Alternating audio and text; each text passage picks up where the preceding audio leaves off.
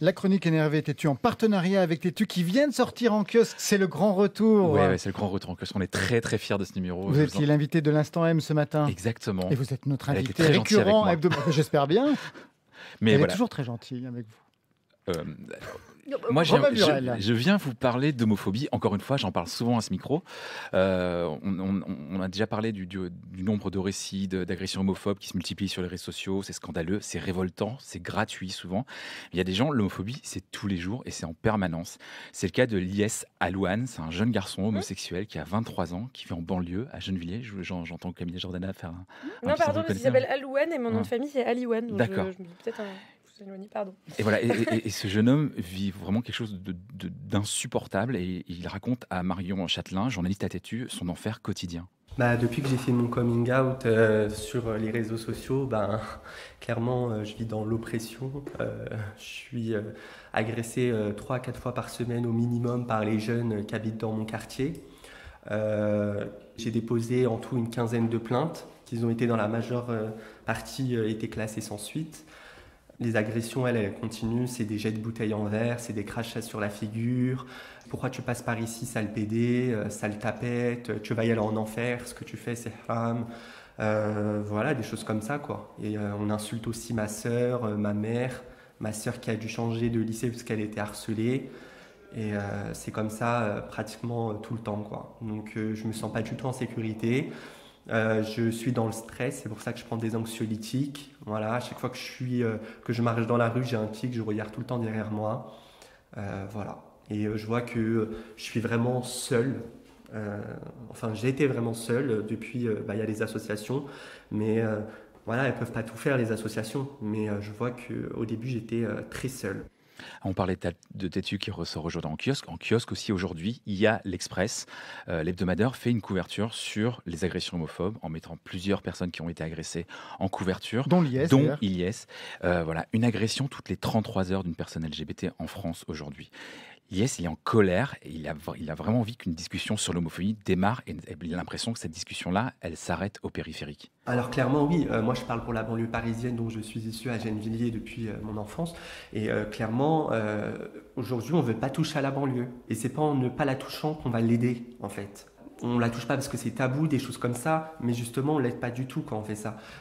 Aujourd'hui, clairement à Paris, on peut s'afficher en tant qu'homosexuel, on peut marcher dans la rue, on peut se visibiliser. Clairement en banlieue, non. En banlieue, on est en arrière. On n'est pas au Moyen-Âge, mais voilà. On ne peut pas se visibiliser. C'est interdit, c'est tabou. Clairement, aujourd'hui, la banlieue, c'est une no-go zone pour les LGBT. No-go zone pour les LGBT. Cette discussion sur l'homophobie, il faut qu'on l'ait tous ensemble et dans tous les milieux, et y compris en banlieue. En ce moment, on vit une espèce de MeToo LGBT, comme je dis souvent, parce qu'il y a les gens qui prennent la parole, qui expliquent ce qui leur arrive tous les jours, et qui disent j'en ai marre de me faire agresser dans la rue, j'en ai marre de me faire péter la gueule à l'école. Et c'est très important. Et des discours comme le sien, on l'entend très très rarement finalement. C'est courageux qu'un jeune homme comme ça, qui habite en banlieue, à Gennevilliers, prenne la parole. Il a décidé de prendre les choses en main. Il est militant à Stop Homophobie.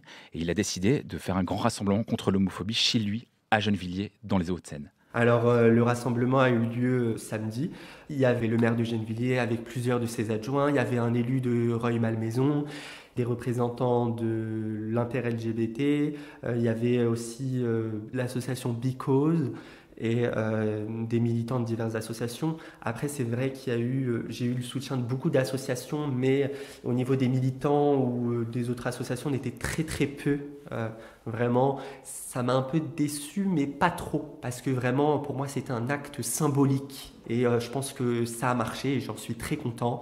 Et ce ne sera pas la dernière, je compte en faire d'autres en banlieue, parce qu'il y a des personnes qui sont homosexuelles, mais vraiment qui se cachent, qui souffrent, qui sont cloîtrées.